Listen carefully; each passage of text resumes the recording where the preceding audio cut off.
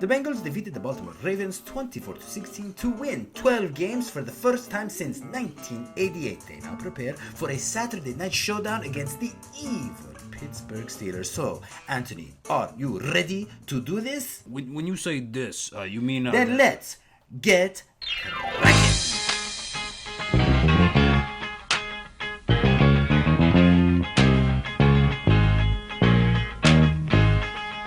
The last game of the season was more promising than many realized. The running game gave AJ McCarron great help. 145 yards rushing, which included 96 yards from Jeremy Hill, his second highest total of the year. McCarron only had to throw for 160 yards, but he did throw a couple of impressive touchdowns, including one to tight end Tyler Eifert, who got to play with McCracken for the first time since he took over from Dalton. And look, McCarron didn't throw an interception for the third straight game. The guy's allergic to interceptions.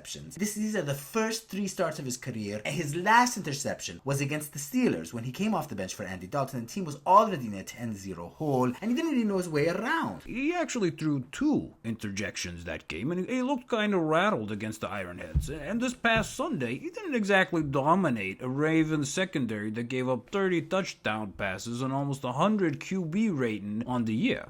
Look, Anthony, we can go back and forth on this all day long. So in order to measure in a more analytical way the success of McCracken, my team of underpaid graduate students has developed a new scale. We call it the bodacious examination of nut cracking, as generated by analyzing a likeness in terms of inherent solidity, or Bengalitis for short. It measures McCracken's success in terms of the toughness of nuts he is able to crack. So a peanut is a weak game, easy to crack, right? A walnut is an average game. A chestnut, that's a hard nut to crack, good game. And a macadamia nut, the hardest nut to crack, is an elite game.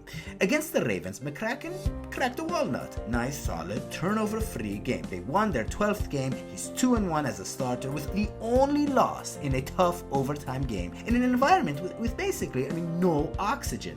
As good as one can expect from someone thrown into the fire like he was. Yeah, but the Steeples, they're not the Ravens. I mean, sure, they weren't so great on defense overall, but when they needed a win, they beat it out of you, just like they did to Browns quarterback Austin Davis, who actually has 3 times as many starts as McCarron. Davis in the last game couldn't really get anything going against the stylist in Cleveland. He kind of looked like you when you try to make Italian food or whatever. Right, well, I can't use animal products, and your taste buds are only suited to taste cheese and fat. Yeah, but anyways, what I'm saying is, how can you expect McCarron to get it done in the playoffs against a team like that? In only his 4th start, by the way. Honestly, you're comparing AJ McCarron to Davis? And first of all, look at the weapons McCarron has. I'm talking AJ Green, I'm talking Marvin Jones, and now I'm talking Tyler Eifert. And the running backs, they're back. And just in time, 6 yards a carry for Giovanni Bernard and Jeremy Hill against a pretty stout Baltimore run defense, which is 12th in the league. Second of all,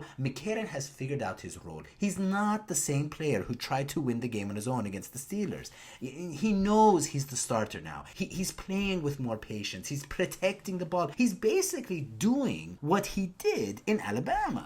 Come on. This ain't Alabama. I don't see no Eskimos around here, or igloos, or Klondike bars. And let's admit it. Same old thing. The Bengals are going to have to pull out a miracle whip to win this game, all right? I disagree. In fact, your sheer stupidity brings me to today's Hodgescope. The most bitter rivalry in the NFL is not just about the QBs. Ruthless boogers isn't our biggest obstacle, boys and girls. It's the Steelers' culture. They intimidate, they hurt, they win. The elephant in the room is that we Bengals fans, let's admit it, we are a little scared of the Steelers, like a prepubescent boy on varsity choir. He just keeps worrying his voice will crack and the older boys will laugh at him. Look, the culture of the Steelers, it didn't pop up magically. It's carefully planned, and the mastermind of that culture of bullying is the rough and tough but rather brilliant Mike Tomlin. Tomlin is a Pisces. That means he's intuitive and he connects with his players emotionally. They love him. They fear him. He challenges them all the time on Twitter. Marvin Lewis, however, is old school. He's never heard of Twitter. He's a Libra. Libras love peace, harmony, and making other people happy. They hate saying no. But Lewis is not just a nice guy. He knows the game. He has a sort of Midas touch that turns crap into gold. So the question is, can good conquer evil? Can the nice guys win? Well, we all remember 2005. They took a cheap shot at Carson Palmer and they cost us a chance at the Super Bowl. But in 2012, we made some progress, simultaneously knocking that UFO cult out of the playoffs and earning our second straight playoff appearance. This year, believe it or not, we're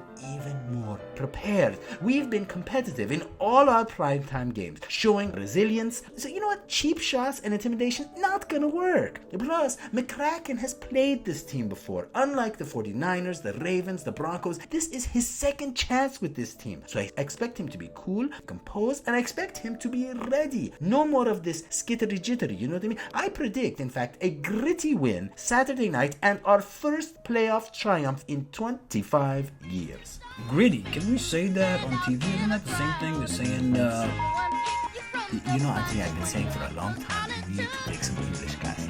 You can't do a professional show.